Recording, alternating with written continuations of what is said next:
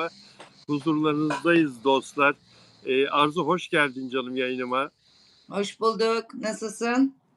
Teşekkür ederim. İyiyim. Hava biraz burada sıcaklık biraz kırıldı. İstanbul'da fırtına mı var? Ne oluyor İstanbul'da? Evet. Dün falan biraz rüzgar vardı. Bugün de serindi. Çok güzel. Benim en sevdiğim havalar. Evet, işte ben de bunu seviyorum. Aynen öyle. Yazın hava böyle olsun ya. O çok sıcaklar Hiç çekilmiyor. benlik değil. Aynen benlik de değil. Dostların gelmesini bekliyoruz. Saat 17'de olduğunu bugün duyurdum. Hem Twitter'dan hem şeyden, yok Twitter'dan duyurmadım, evet. YouTube'dan kapak hazırladım. Instagram'dan da duyurdum ama arkadaşlar eski saate. Derya Hanım geldi. Derya Şahin, eğitim hoş geldiniz. Özel abone Ay Derya Derya Hanım. hocam. Derya Hanım burada, hoş geldiniz. Hoş Evet, geldiniz hocam. dostlarımızın gelmesini bekliyoruz yayın için. Sabah biz gittik. Ay karşılara Derya hocayla Avrasya Tüneli'ni geçtik. Sabah 9.30'larda. Ne güzel, Kahveler kalbim böyle çarpıyor. ne güzel. Kimin yayınıydı? Oylum Talu'nun canlı yayınına konuk oldu Derya Hoca. Oraya He, gittik. Kör vakitteydi tabii ki yayın. evet, tabii Oylum çok iyi bir televizyoncu. Çok. Çok kaliteli bir televizyoncu. Çok iyi bir programa konuk olmuşsunuz. Evet. Derya Hanım, başarılarınızın devamını dilerim. Evet, dostların gelmesini bekliyoruz. Arkadaşların gelmesini bekliyoruz yayına. Yavaş yavaş da başlayalım. Peki, Eylül Lize Kandemir. Sevilen bir oyuncu. Başkalarının Hayatı dizisiyle ekranlara gelecek. Bu genç ve güzel kız. Şimdi dün akşam Sarıyer civarında arabasıyla giderken çevirmeye takılıyor ve alkollü çıkıyor. Alkollü çıkıyor ve ehliyetine el konuluyor. 6 ay süreyle ehliyetine el konuluyor. 1,10 promil çıkıyor alkolü. 0,50'den sonrası biliyorsun yasak. Cezaya giriyor. 0,50'ye kadar bir şey yapmıyorlar kanuna göre. Ben 1,10 0.50'den promil. de korkuyorum. 0.50 çıkanı da alsınlar. Ehliyetini de alsınlar. Kimse alkollü kullanmasın. Çok güzel Canımız çok söyledin. değerli. Çok güzel 0.50 söyledin. bana iyi gelebilir, ona kötü gelebilir. Herkesin alkol eşiği çok yüksek olmayabilir. Ben mesela 0.50 içsem çarpışan arabalar gibi çarpmadığım yer kalmaz. Çünkü bana çok dokunur alkol. O yüzden hiç kimse alkollü çıkmasın. Çok doğru söylüyorsun. Katılıyorum sana. Masumiyet Müzesi'nde oynamıştı. Masumiyet Müzesi'nin Füsun'uydu. Çok beğenilen bir oyuncu ama bu davranışı olmadı. Madem alkol içeceksin, madem böyle bir davete mi gittin, bir partiye mi gittin, böyle bir şeye katılıyorsun. Taksiyle dön, arabanla gitme, taksiyle git, değil mi? Niye milletin hayatını tehlikeye atıyorsun? Neden Evet. böyle bir şey yapıyorsun? E, Ve ehliyetine el konuldu. Ehliyetine el konuldu. Karakola davet edildi. Orada ifadesi alındı. İşlemler yapıldı. Şimdi şu şeye bakmak istiyorum. Trafik kanunu bu konuda ne diyor? Bir not aldım. Onu buradan bir tekrarlamakta fayda var. E, evet. 0,50'nin üzerinde olursa sürücü belgesi 6 ay süreyle geri alınıyor. Hususi araba dışında, hususi özel otomobil dışındaki araçlarda promil alt sınırı 0,21. Yani o ticari araçlarda kamyon, kamyonet, tır, tanker onlarda 0,21. Birinci kez yakalandığı zaman şimdi özel araçlarda ehliyete 6 ay el konuluyor. İkinci kez yakalandığında 2 yıl el konuluyor. Para cezası da artıyor. Üçüncü kez yakalanırsa 5 yıl el konuluyor. Psikiyatrise devam ediyorsun zaten ondan sonra. Aklım yerinde raporu getirmezsen bir daha ehliyet alamıyorsun. Alkol tedavisi oldum ve aklım yerinde raporu getirmezsen. Evet, katılıyorum söylediğine. Azıcık bir yudum da ise alkol direksiyona geçememesi lazım. Evet, evet. Acaba niye ticari araçlarda 0-21 iken normal bireysel, özel, hususi otomobillerde 0-50 orasını çok merak ettim. Onların çok daha sorumluluk sahibi olması lazım. İş yapıyorlar ve ağır eşyalar taşıyorlar. Yakıt taşıyorlar işte tankerler. Yani onların kaza anındaki ortaya çıkaracakları tehlike çok daha fazla diye düşünüyorum. Japonya'da yıllar önce ben Japonya'ya çok gittim. Çok dediysem 3 kere gittim. Ve Daha ne çok merak olsun dünyanın bir ucu. evet çok meraklıyım Japon halkının yaşamına, sosyal hayatına filan. İlk gittiğimde oradaki bir Türk arkadaşım bana anlatmıştı. Bilal demişti burada herkes içer. Herkes zaten gece dolaşırsan Tokyo'da affedersiniz her taraf kusmuk. Saat gece yarısından sonra. Yani içiyorlar, istifra ediyorlar. Herkes içer ve alkollü araba kullanır. Çok fazla sayıda trafikte ölüm oluyor alkollü araç kullanmaktan. Yani buna karşı bir şey yapacaklar mutlaka bu Japonlar. Çok prensipli.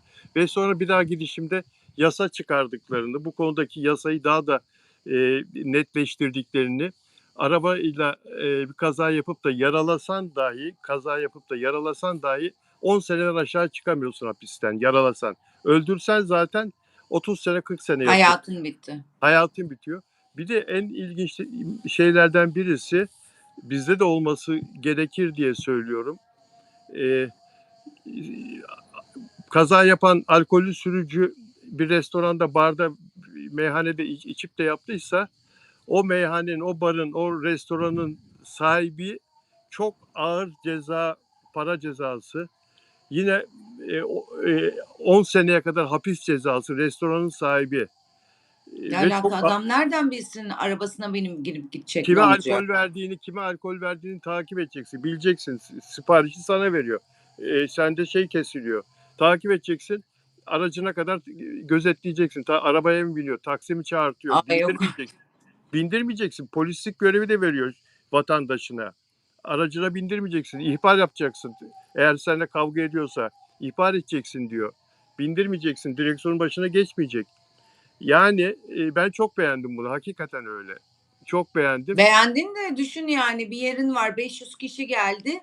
500'üne radar gibi nasıl bakacaksın? Adamların bakacak. Yani bunu otomatiğe bağlayacaksın. İstersen yaparsın. Çünkü bir şey yazıyorsun. Neydi bunun adı? Siparişleri yazıyorsun. Masaya bırakıyorsun. Kime alkol Adisyon.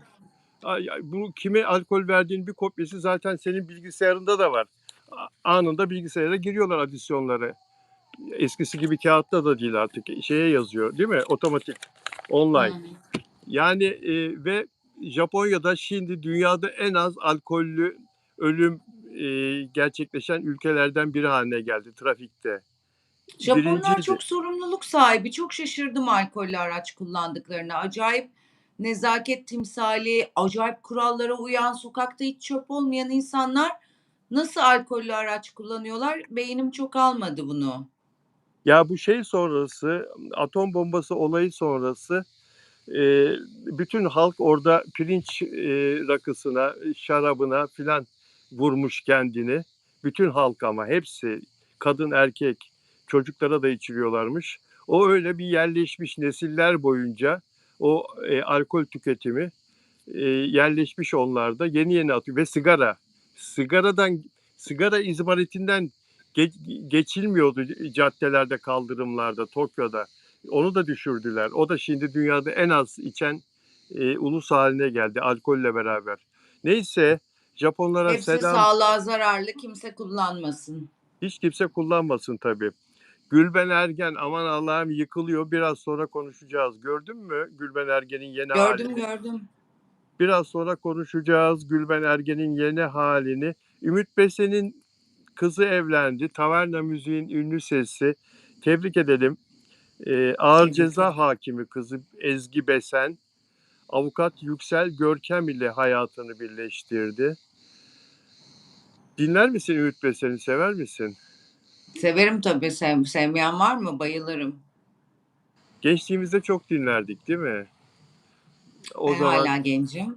İşte bu Canım benim. yaşlarımda dinliyorum. Herhalde gençsin. Bu Herhalde genç. yaşlarımda dinliyorum. 2-3 senedir Ümit Besen hayranıyım. Gençlikle birlikte ergenliği geçip genç kızlığa ulaşınca Ümit Besen'in hayranı oldum. Canım benim. Canım benim. Tabii ki müzik beğeniler değişiyor. Yeni yeni sanatçılar çıkıyor. Türler yenileniyor, değişiyor. Yani Ama onlar hep kült, geçmişe ait, çok kıymetli. Ümit çok. Besen, Ferdi Özbeğen. Yani ben mesela aşığım Ferdi Özbeğen'in. Uzun yola gidiyorsam Ferdi Özbeğen şarkıları ve Deniz Seki şarkıları muhakkak olur arabamda. Yani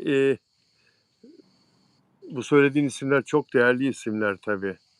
Çok değerli. Her zaman dinlenebilecek isimler.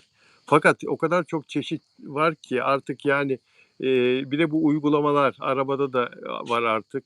Eski o kasetli teypler filan bir plak Ben zamanında hala CD dinliyorum. Hala CD satın alıyorum. Uygulamalara yani eğer CD'si yoksa yeni stil bir şarkıcıysa CD'si yoksa ama ben mesela stoklu Deniz Seki ve Ferdi Özbeğen CD'lerim var arabada. Her CD'sinden en az 5'er 6'şar tane biri kaybolursa diğeri diye ben o sistemi seviyorum. ne güzel. Arabamda pick-up da var demezsin bana şimdi. Yok. Ay, Yok. sen sen küçüksün, hatırlamazsın. Eskiden arabalarda pick-up vardı, biliyor musun? Plak Yalan. tabii canım, plak koyarlardı. Yani Yalan. tabii, Gerçekten tabii, tabii, mi? tabii. Ben dayımdan hatırlıyorum. Ben 5-6 yaşındayken dayılarım Bildiğimiz. tabii, tabii 2 dayımda da tabii, tabii. Yani o arabaların teyp olan yerinde pick-up vardı küçük. Arabalar için pick-up. Oraya plak koyarlardı. Plağı çıkarırlardı. Plaklar diziliydi böyle. Allah Allah. Tabii, tabii. Hiç Seyirciler öyle bir şey içinden duymadım hayatımda. tabii, tabii, seyirciler içinde benim yaşımda olanlar hatırlayacaktır. Bazı Hollywood filmlerinde, eski filmlerde filan da çıkar böyle karşımıza. Amerikan Hiç arabalarında da. dikkatimi çekmedi. Tabii, tabii. A, Nostalji bakacağım, çok merak ettim. tabii, tabii, o orada döner, çalar çalar döner. Ya, ya, ya, ya. Evet, şimdi Şükran Ovalı benim beğendiğim oyuncu. Yeraltı dizisine katıldı Şükran Ovalı. Ona da hayırlı olsun diyelim. Uras Kaygılaroğlu'nun canlandırdığı Bozo karakterinin eski sevgilisine hayat verecek Şükran Ovalı. Hayırlı olsun dedik. Evet. Şimdi ya şunu bu iki günlük haber yeni gözüme çarptı. Hiçbir yerde de görmemiştim. X'te gördüm. Çok ilginç. Türkiye'nin en çok izlenen dizi ve filmlerini yapan ünlü bir yapım şirketinde, Ay Yapım olabilir, aklıma hemen Hı o hı. geldi. 3 farklı projeye ait görüntülerin bulunduğu 27 hard diskin bir kısmının kaybolduğu iddia edildi. Olay şirkette yıllarca çalışan bir personelin işten ayrılmasının ardından yapılan kontrolde ortaya çıktı. Şirket yetkilileri eski çalışandan şikayetçi oldu. Çağataş Evren Şenlik isimli bir gazeteci arkadaş var. ATV'de, A Haber'de. Onun haberi ne kadar enteresan. Yorumlarda insanlar aman diyorlar, sakın Afra Saraçoğlu'nun bu yeni beklenen dizisi, dijitalde oynayacak dizisi, Pera dizisi de gitmesin, kaybolmasın. O yapım şirketinin olmasın bu çalınan hard diskler filan. Bunların yedeği filan olması gerekmez mi ya? Bunlar kasada Ya, filan. vardır da yine de sızmasını istemezler. Var. Esasının da yedeği vardır ama enteresan olmuş. Köşeyi döner vallahi alan. Ya diyor ki mesela bir yorumlarda taşınabilir hard diskte mi tutuyorlarmış o kadar kıymetli görüntüleri? Bu şirketin IT departmanı ya da çalışanı, IT çalışanı yok mu? Bir tane oda yaparsın, içeriye gömersin makinaları, hard diskleri, yedeklerini de buluta atarsın. Olur biter. O zaman çalınmaz demiş. Kim bilir nasıldı Bulut da yani. tehlikeli ama atmak istememiş olabilirler. Buluttan da gidebilir. O yüzden atmadan orada tutuyor olabilirler. Buluttan da diyorsun ha. Eee İçerideki güvenlik ve arşivleme zaafı ortaya çıktı. Bundan sonra yapım şirketleri verilerini daha sıkı tutar artık. Bir zaman bundan 7-8 sene evvel televizyonların beyinlerine giriyorlardı, televizyon kurumlarının, ve stop ettiriyorlardı televizyon kurumlarını. Uçan kuşa yaptılar, Kanal D'ye yaptılar. Karşılığında çok büyük para istiyorlardı. Şifresini kırıyorlardı ve kendi şifrelerini yazıyorlar. Hiçbir şey yapamıyorsun. Çalışmıyor televizyon. Çalışmıyor. Ana duruyor, ana kumanda duruyor. Hiçbir şey yapamıyorsun. Hayvan belgeseli döndürüyorsun ya da işte başka bir belgesel döndürüyorsun. Program giremiyorsun filan. Eee, Uçan kuş televizyondan çok yüklü para talep ettiler ve aldılar, biliyor musun? Tekrar çalışabilmesi için, televizyon devreye girebilmesi için. Kanal D'ye ne oldu bilmiyorum. Kanal D'den de istemişlerdi. Güvenlik şeylerini geçmişlerdi. Yani Allah yardımcısı olsun bu şirket, hangi şirketse. Çok sıkıntılı bir durum. Ajda Pekkan'ın isyanına ne diyorsun? İzleyebildin mi videosunu? İzledim. Haklı. Yani Ajda Pekkan'la ilgili konuşulmayan şey kalmadı. Estetikleri, formu, işte çok zayıflığı, onu nasıl o hale geldiği vesaire. Şimdi iksir dediler. Bir iksir kullanıyor dediler. O da konserinde bunu yalanladı. Lütfen dedi, hani aklı selim olun, akla uyan şeylere inanın dedi. Haklı da, yani ne iksiri, cadı mı ne, yani ne Ajda Pekkan? Ne iksiri içebilir, ne olabilir? Evet, geçtiğimiz günlerde Harbiye konserinde yine çok başarılı bir konser verdi. 2-2,5 saat sahnede kaldı. O konserden sonra Tayland'dan $25.000 gençlik iksiri getirtiyor iddiası yayınlandı. Bir haber olarak yayınlandı ve Ajda Pekkan kendisine yakışan bir şekilde bunu yalanladı. Yani ne kadar hanım bir Zarif. kadın, değil mi? Ne kadar terbiyeli, kibar. Evet. Yani hiç, Evet, çok zerafet dolu, yani acayip zarif bir kadın. Kendi lisanınca cevabını verdi. evet, hiç kibarlığını bozmuyor, hanımefendiliğini bozmuyor. Neler söyledi? Sen de söyledin zaten. İftira atıyorlar dedi. Yok iksirmiş, miksirmiş, inanıyor musunuz dedi seyirciye. Yani gerçekten anlamakta çok güçlük çekiyorum. Sizler inanmayın, olur mu?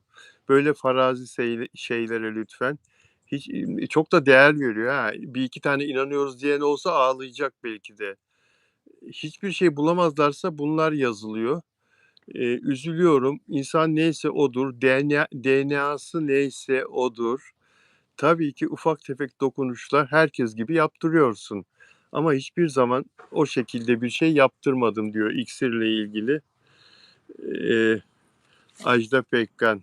Çok tatlı bir kadın ya. Evet, dünya tatlısı. Acaba bazen kulaktan kulağa bize bilgi gelirken arada kaynar, atıyorum iksir dedikleri, Avrupa'da bilimum böyle daha genç ve fresh tutan yöntemler var. Onlarla ilgili bir şey mi duydular da kulaktan kulağa iksir diye geldi? Onu düşünmeden edemedim değil yani.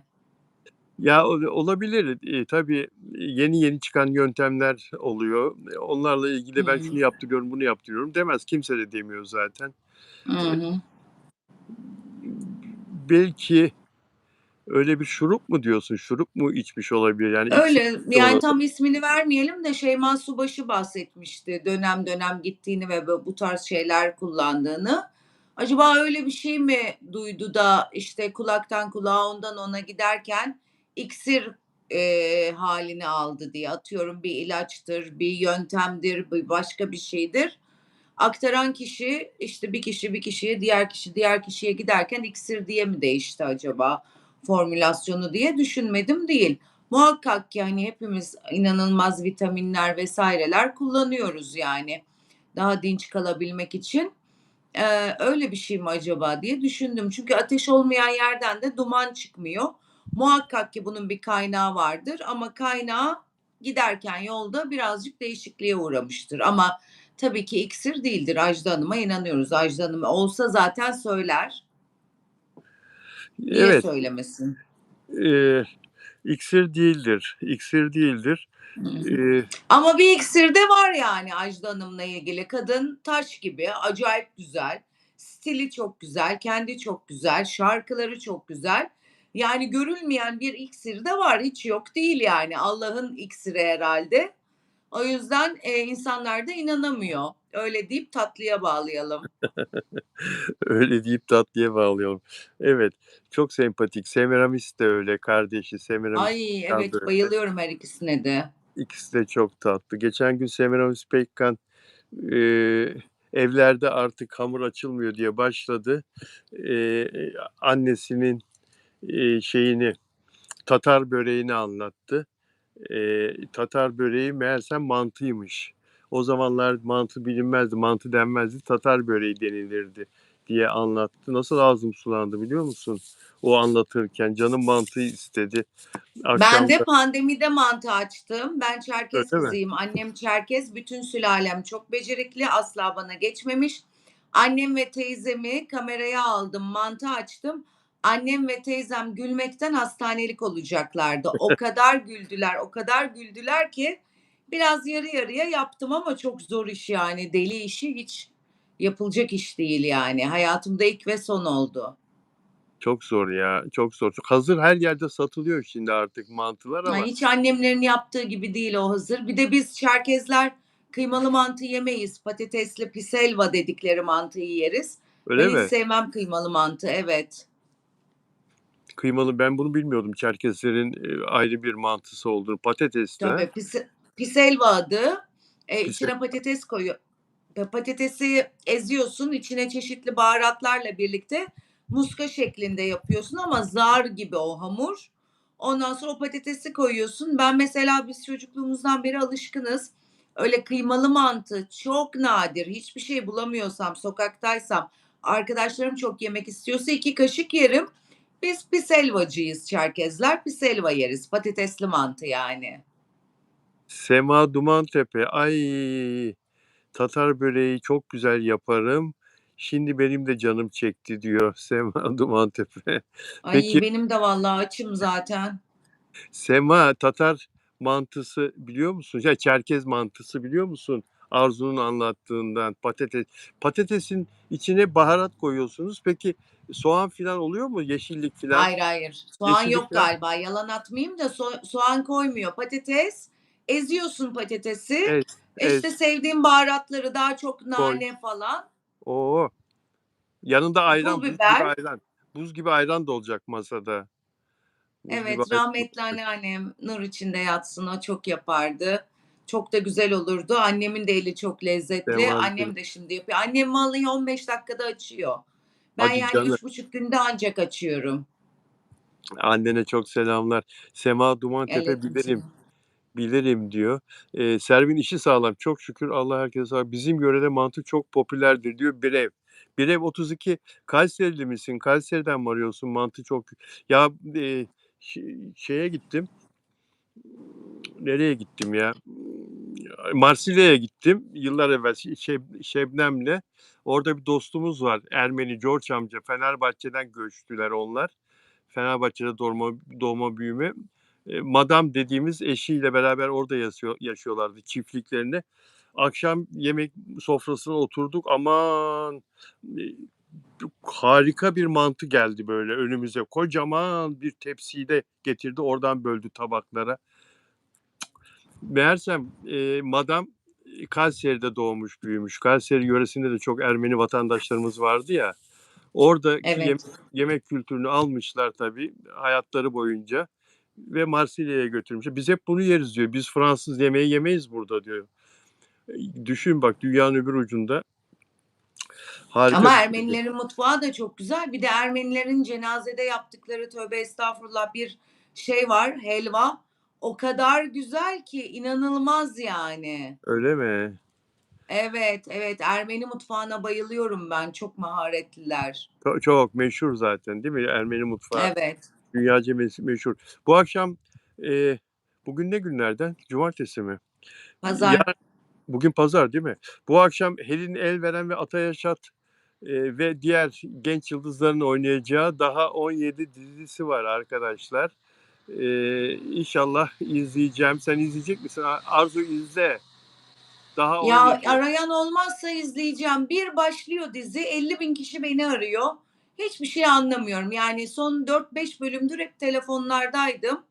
Öyle genel olarak baktım ki şeyi çok severim. Kızın ismini unuttum ya. Zayıf kızın. Bayılırım onun oynadığı bütün dizilere. Çocuğun annesi olan. Evet, Nesrin evet, evet. Cevatzade. Nesin Cevaz. Evet. Evet. Ee, Şimdi bu dizinin oyuncularından Helin Elveren'le Ata Yaşat. Helin Deniz, Ata Yaşat da sürekli olarak ona takılan çocuk dizide. İstanbul'dan Bodrum'a gelirken uçakta TV100'ün muhabiri onlarla havalimanında karşılaşıyor. Sorular soruyor. Aşk iddiaları var bu çocukların arasında. Bunlar beraber geziyorlar, beraber kahvaltı yapıyorlar Bodrum'da, tatil günlerinde filan. Eee, Aşk iddiası soruyor. Ondan evvel başka şeyler de soruyor. İbrahim Savun muhabir arkadaşımız.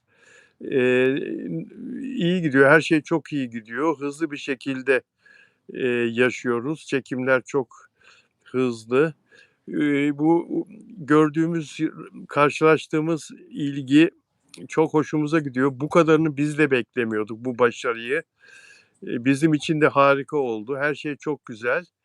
Eee, Onları destekleyen seyirciye çok teşekkür ediyorlar. Eee, "Aşk var mı?" diyor aranızda diyor. "Aşk iddialarına ne diyeceksiniz?" diyor. Ata Yaşat yürüyor. Hiç dönüp cevap vermiyor. Helin Elveren kız 20 yaşında. "Aşk yok" diyor. "Teşekkür ederiz." diyor. "Aşk var mı?" diyor aranızda diyor. "Yok" diyor. "Teşekkür ederiz." diyor. O da yürüyen. Ya zaten varsa var mı diyecek Arzu. Ne diyorsun? Kim var Demez der? tabii.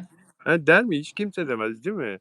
Demez, demez. Kimse demez ama gencecik çocuklar aman seviyorlarsa aşık olsunlar, denesinler, etsinler. Aşk çok güzel bir şey. Yakışıyorlar da. Ama Yakışıyorlar. tabii proje gereği söyleyemezler. Bazen proje söylemelerini ister, bazen istemez. Şu aşamada söylemelerini istemezler. Ancak biraz daha harlanınca ortalık söylerler ya da bu onların işine yarar böyle konuşulması var mı yok mu var mı yok mu? Bir noktada varsa ortaya çıkacaktır diye düşünüyorum. Evet, ne güzel bir heyecan ya. Onların yerine kendini böyle bir anlık koysana. Yani, oyuncu olmuşlar daha yeni mesleklerinde. İlk işleri, ikinci işleri filan böyle bir proje, patlayan bir proje ve onu yükseltenlerden biri sensin o diziyi. Senin de bir sürü hayranın oluşuyor. Ya çocukların buraya geldiklerinde, Bodrum'a geldiklerinde 15-20 bin takipçileri var mesela. 800 bin takipçi olmuş 2 ayda filan böyle bazılarının. Ne kadar güzel bir şey değil mi? Ne büyük bir heyecan. Evet, evet. O yaşlarda şahane. Şahane. İnanılmaz güzel. Evet ve, hep aynı ortamdasın. Erkekler, kızlar, başroller, 5-6 tane başrol var, oyuncular. Hepsi birbirinden iyi kalpli, güzel kalpli, güzel yüzlü insanlar. Birbirleriyle bir şey tutuluyorlarsa platonik ya da başka, bu da normal, aynı ortamda aylardır genç insanlar, değil mi? Yani Tabii ki, tabii ki. hoş görmek lazım, şey yapmak lazım. Evet, yani 20 yaşında aşık olmayacak da ne zaman olacak? Daha henüz insanları tanımamış, kadınları, erkekleri iyicene tanımamışlar. İyicene tanıyınca bir uzak duruyorsun aşktan. O yüzden aşık olmaları kadar doğal bir şey yok yani. Evet, çok da deşmemek lazım, değil mi? Burada kendimizi Evet, söylüyorum yani. Çok da üzerine gitmemek lazım. aynen öyle. E, Zaten bi varsa çıkacaktır ortaya. Evet, evet. Gazeteci arkadaşımız Savaş Kalafat. O Çok 45 yıllık severim. o 45 yıllık gazeteci. Benden 5 yıl daha kıdemliyim ondan. Savaş'la biz çocukluk arkadaşıyız. Babalarımız da ikimizin de babası rahmetli. Ordudan, askeriyeden arkadaştı. Onun da babası subaydı. Çocukluktan beri tanışırız Savaş'la. Kızı Berceste kızı oyuncu ve şu anda daha 17 dizisine girdi. Yeni girdi Berceste. 2 yıllık oyuncu Berceste Kalafat. Daha 17 dizisinde bu akşam izleyeceğiz herhalde. Çiğdem rolünü canlandıracak. Psikolog Simge'nin asistanı olarak ekrana gelecek. 2 yıl önce Kanal D'de yayınlanan Yalan dizisinde Seda rolüne hayat verdi. El kadardı ya. Yurt dışında Babasının elini tutup dolaşıyordu. Hale bak yani. Şaka gibi. aynen. Yurt dışında yayınlamak için çekilen 80 bölümlük Kalbim Sende adlı dizide Sema'yı oynamış. El kadardı değil mi? Küçücüktü. He? Minicikti. Vallahi bravo. Yolu bahtı açık olsun. Çok güzel projelerde ismini altın harflerle yazsın. Babası çok kıymetlidir. Çok tatlı bir insandır. Eminim ki babası da ona çok destektir ve doğru yolu gösteriyordur. Çok güzel olsun bütün işleri, hayatı, ömrü. Bütün gençlerin çok güzel olsun. Yeni hayata başlayanların. Allah kötüyle karşılaştırmasın. Ellerine attıkları her şey birbirinden güzel olsun inşallah. Amin. Berceste Kalafat daha 17 dizisinde onu keyifle izleyeceğiz. Çok başarılı olsun Berceste. Peki Evet. Arzucuğum, peki şimdi Berkay 3. kez baba oluyor Berkay. Eşinin 19'u ne zaman? Cuma günü mü? 19 Hiç Ağustos bilmiyorum. 19 Ağustos'ta doğum yapacağını dün sahnede açıkladı. 19'unda evet. Kızımız oluyor dedi. İsmini Mihre koyacağız dedi Berkay. Üçüncü çocukları oluyor. En son 7 sene evvel anne baba olmuşlar. Çok heyecanlıyım dedi. Bodrum'da sahneye aldı dün akşam. Çok heyecanlıyım dedi. Ayın 19'unda yeni fıstığımız dünyaya gelecek. 7 yıl aradan sonra evlat sevgisini nasip edeceği için Allah'a şükrediyorum. Çok büyük bir heyecan, çok müthiş bir heyecan. Çok Evet, müthiş büyük bir heyecan. cesaret. 7 yıl sonra tekrar çocuk yapmak. Çünkü sil baştan çocuk doğacak, uyutmayacak. İşte okulu var, o var, bu var. Tekrar aynı şeyler tam rahat ermişken. Tabii isteyen Allah herkese versin de zor yani çocuk olayı. Özlem Ada Şahin eşi biliyorsun. 10 yıl Hı oldu, tam hı. 10 yıl oldu. Evlenmeleri üzerinden 10 yıl geçti. Bodrum'da evlenmişlerdi. Evet, zor ama 2 tane kızları var. Bu da kız geliyor. Bu da kız geliyor. Diğer çocukların ismini merak ettiğim bir bakayım. Arya 8 yaşında. Zeynep Mira 6 yaşında. Zeynep Mira 6 yaşında. Berkay ne yaptı biliyor musun? Eşinin hamile olduğu ortaya çıkınca Berkay 9 odalı bir evde oturuyorlardı Beykoz'da. Evde değilsem işte villa. Ondan sonra ailemiz büyüyor. Bu ev bize sığmaz dedi. 55 milyon liraya bugünün parasıyla 1 milyon euro. Yani bugünün parasıyla dediysem işte geçen Mart ayında yaptı bunu. Zekeriya Köy'de çok daha büyük bir villa aldı ve eşine hediye etti. Madem bana yeni bir çocuk veriyorsun, bu kadar güzel evlatlar verdin. Onun üzerine yaptı evi. O evin bir de tadilatı falan sürdü. Otelde kaldılar. Bir buçuk, 2 ay kadar otelde kaldılar. Her adam yapmaz bunu. Yani evi alırsın. Yapmaz adamlar cin. 10 tane de doğursan yapmaz. Üstüne yapmış gibi yapar.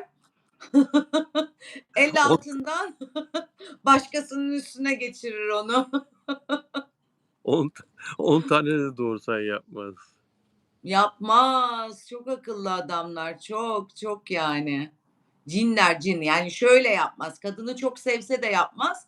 Kadın onu alıp giderse diye kompleks yapar çünkü. Maalesef. Çok güzel söylüyorsun. Ünlüler dünyasında bu erkeklerden o kadar çok var ki. İsmine gerek yok. Karısına araba hediye ediyor güya. Araba kiralık. Çok lüks araba biliyor musun? Çok lüks araba. Bugünkü Tabii. para 70-80 milyon lira böyle. Galerideki en güzel arabalardan biri. Karıma aldım diyor. Kendisini de zaten iş adamı diye yediriyor. Dandik iş adamı. Parayı nereden kazandığı belli değil. Kara para. Zaten Türkiye'ye giremiyor şu anda. İsmi gerekli değil. Karısına yazık. Kurtuldu mu kurtulmadı mı hala bilmiyorum. Boşanamadı belki de. Ee, Hediye aldım diyor. Kiraladığı arabayı gazetecilere gösteriyor. Karıma hediye aldım diyor. Ne erkekler var. Soğan erkeği derdik değil mi biz bunlara? Böylelerine. Soğan erkeği. Vallahi enteresan. Kimden bahsettiğini pek anlamadım ama sanat camiasında çok var. Acayip ötesi, hani, benim de arkadaşlarımın başına gelenler sanat camiasından falan. Normal hayatta da var. Adamlar çok cin, çok akıllı yani. Öyle kolay kolay eşlerine falan bir şey yapmıyorlar. Kiralık takı alanlar var biliyorsun kadınlara. Alıyor. Biraz geliyorlar, bir hava atıyorlar falan. Ondan sonra adam diyor ki canım ver bunu diyor, yenisini alayım sana diyor. Halbuki kiralık götürüyor, bir başkası geliyor, o da kiralık. Kadın da sanıyor ki sürekli bana alıyor. Yok öyle bir dünya yani. Kiralık takı ya. Çok güzel söylüyorsun. Hadi kiralık elbise falan bunları çok gördük de duyduk da kiralık gelinlik. Kiralık gelinlik Tabii. giyenleri kınamam, kınamam, asla kınamam. Yani Ben de. durumu olmayan Tabii ki aile ne yapacaklar? ne yapacaklar mecbur. Dostlar beğen yaparsanız çok teşekkür ederiz sizlere ve bize abone olarak izlerseniz mutlu oluruz. Bugün bir saat erken yayına başlamak zorunda kaldık. Çünkü damadımı havalimanına yetiştireceğim. Uçak saatine yetiştireceğim. O yüzden Arzu'dan rica ettim. 1 saat erken başladık. Bugünlüktü bu. Yoksa normalde saat 18'de başlıyoruz. Biraz sayımızın düşük olması ondan herhalde. Her zamanki saatimizde değiliz. Nelly de Manzano demin geldi. Sana da selam verdi Arjantin'den. Nelly de Manzano'ya da kucak Aleykümselam. dolusu. Ben kimseyi görmüyorum bugün. Neden acaba? Hiç yazılan hiçbir şey göremiyorum. Kara ekran. Öyle mi? Hiçbir şey görmüyorum. Yayını görüyorsun Gerçi ama değil daha iyi. mi? Birisi bir şey yazınca psikolojim bozuluyor. Beni görüyorsun ama değil mi? Yayını görüyorsun. Seni görüyorum da alt bomboş. Hiç yazılan hiçbir şeyi görmüyorum.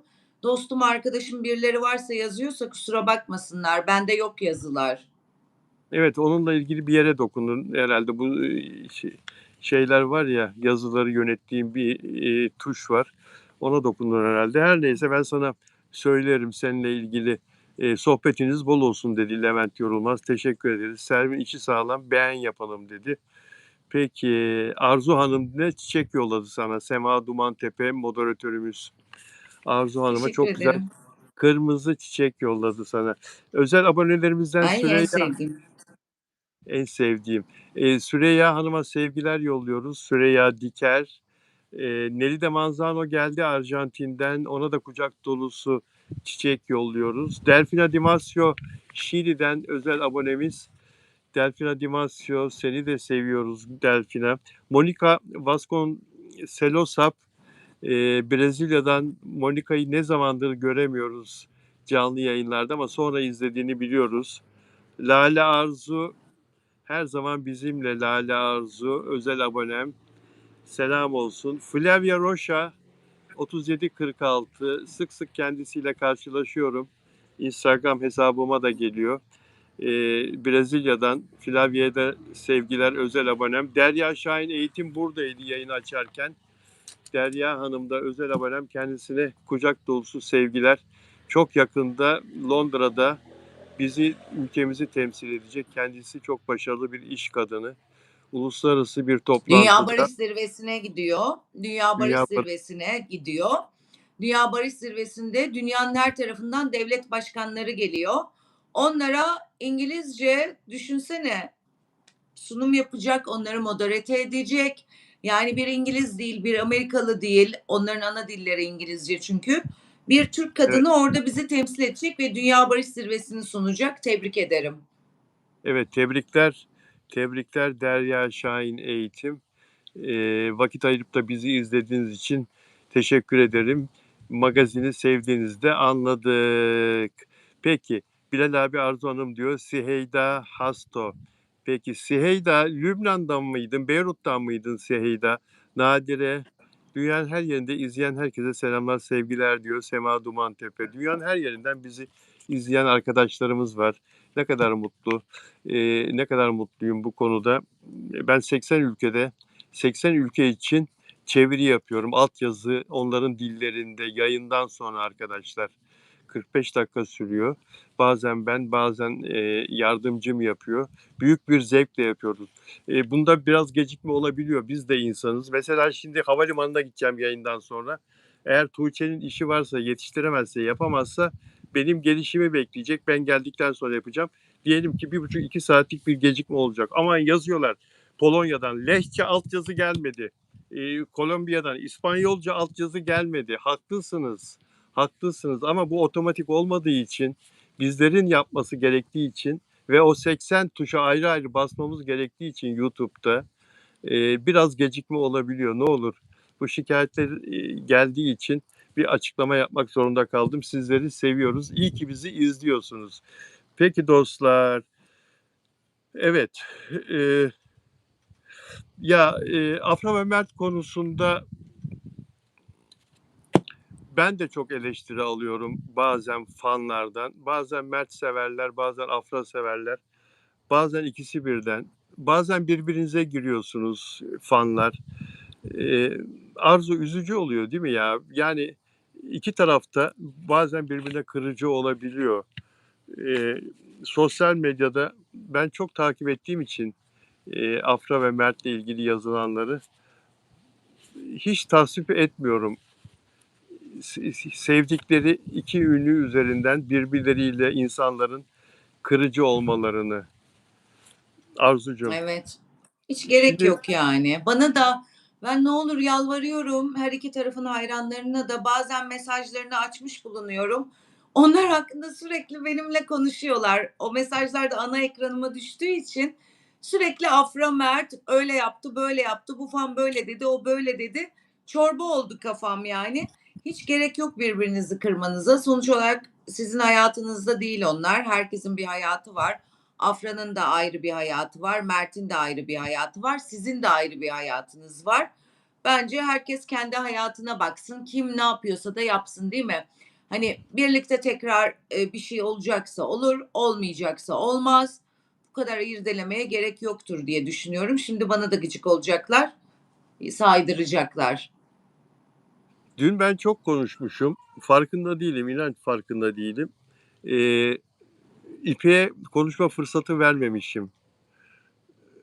Halbuki çok dikkat ederim buna. Yani benle beraber yayında olan konumun da yeterince konuşmasına.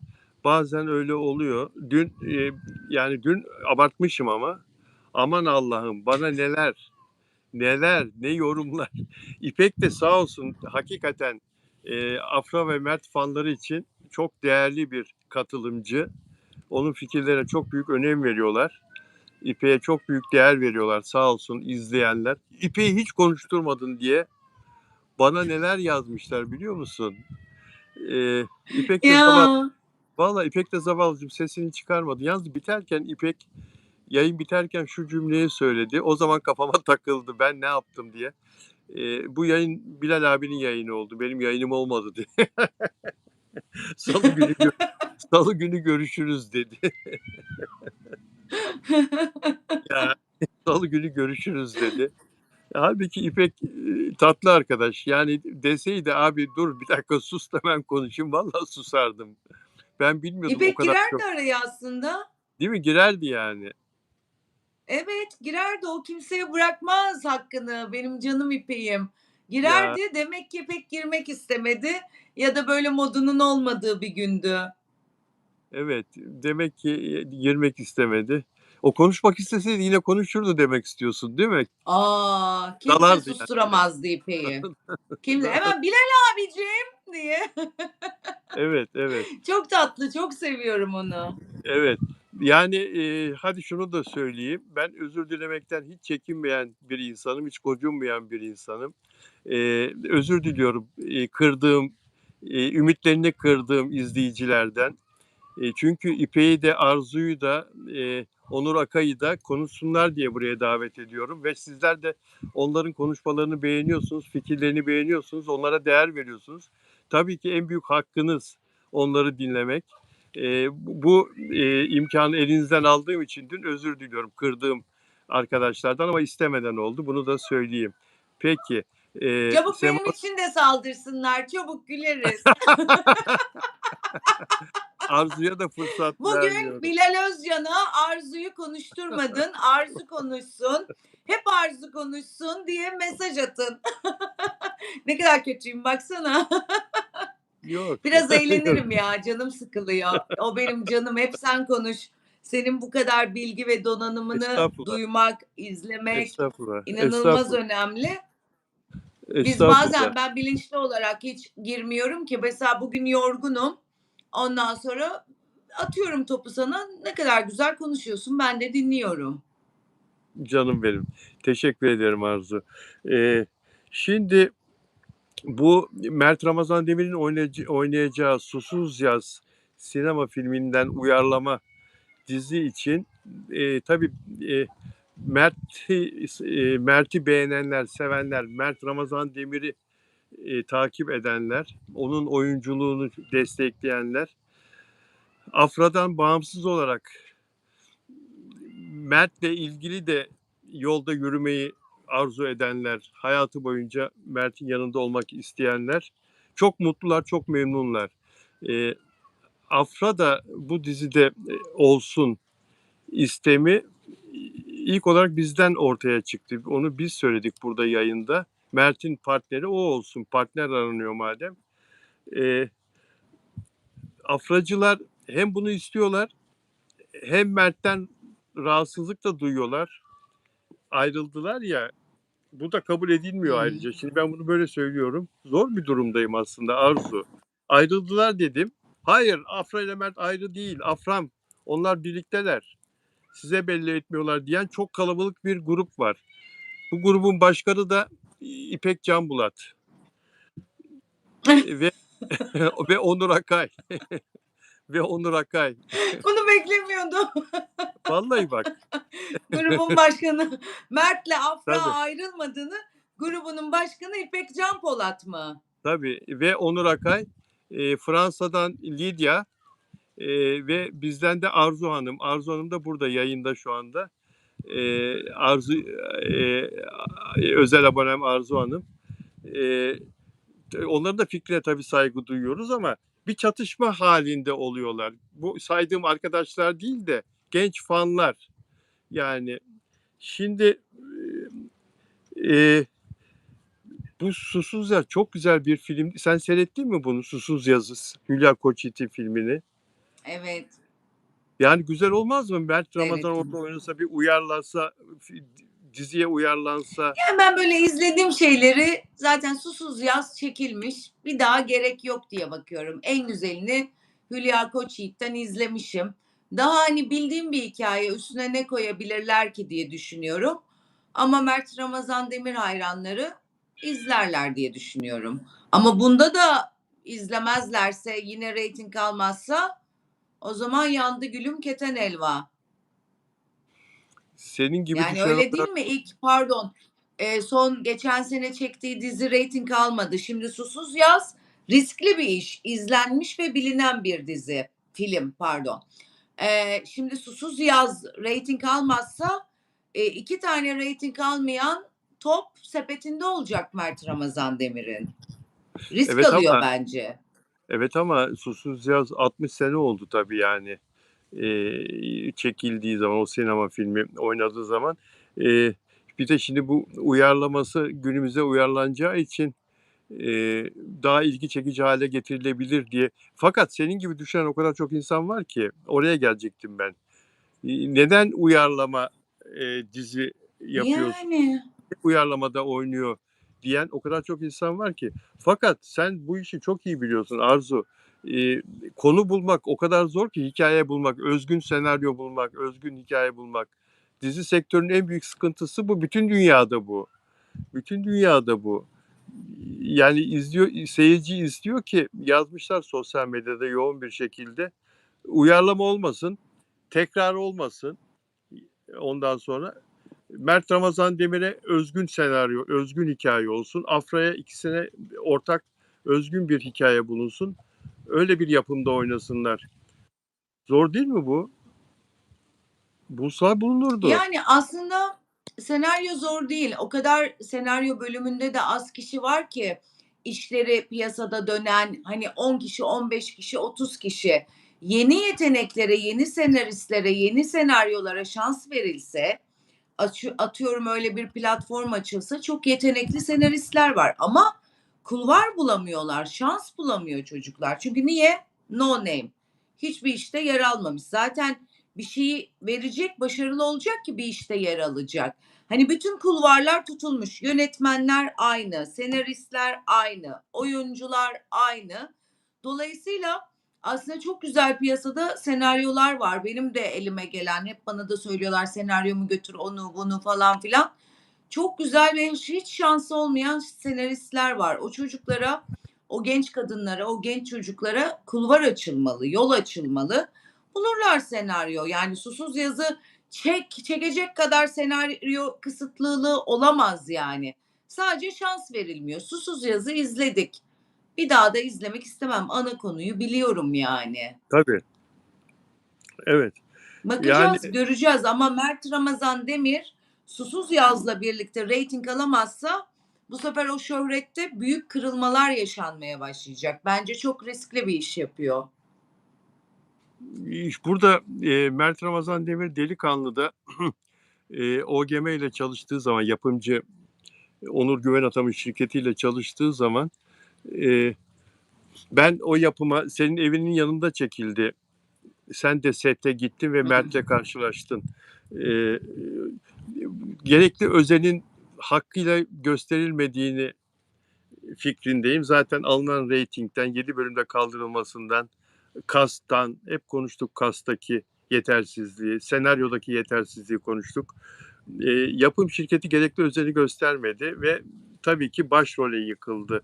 Dediğin gibi yani Mert o zaman yıprandı ve bir daha yıpranmaması gerekiyor. Bu konuda çok haklısın. Onun için zaten OGM ile çalışmıyor şimdi yeni işte. Yoksa OGM'nin elinde 3-4 tane daha proje vardır Mert'i Bir, oynatacak. Ama Mert bir de çok pardon, Estağfurullah. Mert'e zengin çocuğu, zengin şımarık çocuğunu çok iyi oynadı. Zengin şımarık çocuğundan çok sert bir geçiş, fakir, mağdur bir çocuğa geçiş yaptı. Olmadı çünkü izleyici onu çok uzun süre zengin ve şımarık yalı çocuğu olarak görmek istiyor. Orada büyük risk aldı, ters köşe yaptı. Olmadı çünkü hafızamızda yalıda yaşayan, ki rolünün hakkını çok iyi verdi. Çok iyi oynadı. Yalıda doğmuş kadar iyi oynadı. O Tabii. çocuğu görmek istedi izleyici. Bir anda bir taksici görmek istemedi izleyiciye yani. Bunda da Susuz Yaz'da da ne olacak bilmiyorum yani. Bir, ta- Enteresan. Çok bir, büyük taksi, riskler alıyor. bir taksici fakir sevgilisine, nişanlısına gecekondu kiralıyor ve onu gecekonduya götürüyor. İşte evimiz burası olacak diyor. Evleneceğiz, evimiz burası olacak diye gecekonduyu gezdiriyor. Çok haklısın. Yerden göğe kadar haklısın. Bu yorumu bugüne kadar hiç kimse yapmadı. O yalıdan çıktı adam. Mert Ramazan Demir. Oradaki o Korhan şeyden çıktı. Seyfer, Ferit Korhan rolünden çıktı. Gecekonduyu büyük bir sevinçle sevgilisine yeni evimiz burası diye gezdiren bir adama döndü. Hakikaten yerden göğe kadar haklısın. Orada ben bile büyük bir eksiklik e, hissettim ama ne olduğunu bulamadım. Şimdi sen söyleyince oturdu her şey üst üste. Hiç olmadı. Oradan başladı zaten Hiç, reyting hiç. kaybı. Şimdi de çok haklısın. Susuz Yaz'da projenin büyüklüğü ve Berlin'de Altın Ayı ödülünü alması 1963 yılında Hülya Koç Koç Yiğit'in Yiğit'le. Koç Yiğit'le. O benim gözümü boyuyor. Harika bir filmde oynayacak diye seviniyorum ama o kadar haklısın ki şimdi köyde bir köylü çocuğunu izleyeceğiz abisiyle e, tarlada çalışan ve çatışan filan falan. Yani bunlara Yine geçip yanlış. Bu evet, çocuğa öyle roller olmuyor. Bu çocuk yaklaşık 5-6 sene, 7 sene bu rolleri oynayacak zengin çocuğunu. Sonra artık Kenan İmirzalıoğlu, Burak Özçivit gibi buralara geldiğinde hop ters köşe yapıp bambaşka bir şey oynayacak. Hani bu çocuktan fakir oğlan, işte taksici, köyde yaşayan bir çocuk olmaz, oturmuyor. Çocuk bir kere çok sevimli, çok sempatik bir çocuk Mert Ramazan Demir. Olmuyor yani böyle zenginlik timsali gibi o baby face. Mesela daha kara kuru, sert hatlı, baby face olmayan bir çocuk olsaydı evet olabilirdi ona fakir bir taksici, fakir köyde çalışan, inek güden falan bir şey. Ama çocuk baby face. Olmaz yani. yerden göğe kadar Göreceğiz. haklısın. Pek yanılmam. Yarın da beraberiz zaten. Şimdi bu konuyu yarın da konuşuruz. Yerden göğe kadar haklısın. Mert salon delikanlısı oynamaya devam etmeli. Tarık Akan'ın ilk yıllarındaki gibi, Kadir İnanır'ın ilk yıllarındaki gibi salon delikanlısı oynamaya devam etmeli. Edison'un ilk yıllarındaki gibi. Sonra çok haklısın. Ben söyleyecektim, benden önce söyledin. Bunları oynadıktan sonra 5-6 sene sonra dağlara çıkmalı, e, tarlalara, köylere girmeli. O karakterleri. Çok haklısın. Çok güzel bir pencere açtın. Peki şu Gülben'i hemen kısaca bir göstereyim. Ya Gülben Ergen bunu niye yaptın kendine ya? Gülben Güzel Ergen olmuş ama ya. ya baksana nasıl şişmiş ama o şişler inecek diyeceksin şimdi. İnecek inecek o ilk hali hemen kadın gitmiş çat diye çekmişler. İnecek bence çok natürel olmuş. Gözler Orada tabii küçülmüş. biraz şişlik var. Gözler Hı? küçülmüş. Ama şiştir. Şiştir Şarkıcı yani öyle kalmaz. şarkıcı Ceylan'a benzemiş diyorlar yorumlarda. Vallahi öyle diyorlar. Ya? Seda Sayan'la tartışmıştı son tartışması hala küsler. Ben hiç estetiği sevmem doğalcıyım diye. Seda Sayan da hadi oradan hadi yazmıştı. Üstüne şimdi böyle minik hani buna estetik denmez ama minik dokunuşlar yaptırmış. Burada Burada da şeye benzemiş ya. Eski siyasetçi bir kadın vardı. Unuttum adını. Nazlı Ilıcak. Ne şey Ilıcak. Nazlı Ilıcak. Yıkılıyor sosyal medya. Evet. Nazlı Ilıcak hoş geldin diye yazıyorlar yorumlar. Öyle mi? Vallahi bak yorumlar. Görmedim. Ya Gülben çok tatlıdır ama niye yaptın bunu kendine Gülben ya? Ya Türkiye'de ünlüler dünyasındaki en güzel kadınlardan biriydin. Ya bu kadınlar birbirlerini dolduruşa getiriyorlar. Ah o yaptırmış ben de yaptırayım. İşte ona çok yakışmış. Ay aynanın karşısına geçiyorlar. Kendilerini beğenmiyorlar. Yani ne bileyim ben. Ne gerek var bak şu kadın ya. Bence natürel bir şey çıkacaktır ortaya. Ya şu ameliyattan önceki hali. Ameliyat değil bu şeysiz. E, neştersiz yaptırdı. Yaptırdığının adını söyleyeyim. Sen çok iyi biliyorsun bu konuları. Ulift. Bravo, Ulift. Ulift. Ulift. Evet, Ulift. Ama şey Ameliyatsız. yani o bir şey değil. Atıyorum her doktor kendine özel bir şey söylüyor. O you diyor, bu me diyor, öteki başka bir şey diyor, she lift diyor, biri he lift diyor falan filan. Ama genel olarak hani dolgularla yapılan işlemler bunlar iğneyle birlikte. Askıya da alıyorlar. Evet, evet. Ama Kaldırıyorlar. askı yok gibi duruyor orada. Yer çekimini ortadan yer çekiminin oluşturduğu aşağı sarkmaları önlemek için askıyla da e, demiş ki operasyondan önce yüz hatlarımda daha belirgin bir görünüm istiyorum. Ancak doğal ifademde değişmesin demiş. Doğal ifadesi değişmiş. Nazlıcak nereden çıktı ortaya değişmediyse? Her neyse ben bu konuda bir video çektim Instagram'da. Gülben'i ben çok severim, çok değer veririm, çok akıllı bulurum.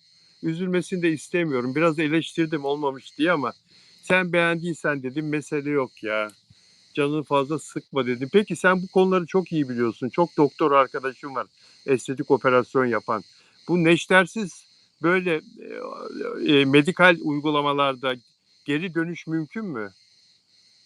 Eski haline Tabii dönebilir mi? mümkün. Yani Öyle mi? mümkün. Muhtemelen işlem nedir? Ben de gazetede okudum. İnternette gazete diyorum. İşlemin adını falan filan bilmiyorum. Ama şeydir Yuli, hani herkes Yuli. bir şey uyduruyor.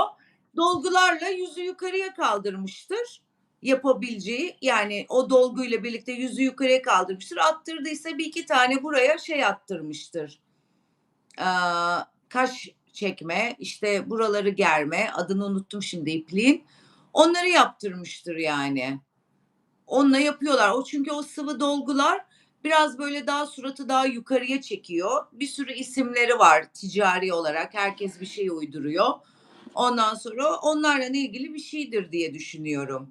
Ve orada şiş yani natürel olur. Çünkü Gülben Ergen natürellikle çok haşır neşir bir sanatçı. O kadar kendini değiştirecek kadar bir şey yaptırmaz diye düşünüyorum. Ama tabii ben Gülben Hanım'ı 4-5 yıldır görmedim. Çok büyük deformasyon varsa suratta belki onu o riski göze alıp yukarıya doğru kaldırtmış olabilir. Onun için yaptırmıştır diyorsun. Lale Arzu Hanım da diyor ki özel abonem bu iş en çok Ebru Gündeş'e yakıştı. En güzel Ebru Gündeş oldu bu operasyon sonucunda diyor. Onunkini çok Ama o beğenmiş. gerdirdi. O Gerdirmek ayrı, dolgularla bir şey yapmak ayrı. Doğru. Doğru. Peki Sema Dumantepe teşekkür ederiz. Arzu sana da çok emeklerine sağlık diyor Sema Dumantepe. Bütün dostlar çok teşekkür ederiz. Arzucum sağ ol canım benim. Yarın yine birlikteyiz inşallah. Canım Arzu. İnşallah. Görüşmek üzere. Görüşmek dileğiyle. Görüşmek Sevgiler. üzere. İzleyen herkese teşekkürler. İyi akşamlar. Dostlar çok teşekkürler bizi izlediğiniz için. İyi akşamlar herkese.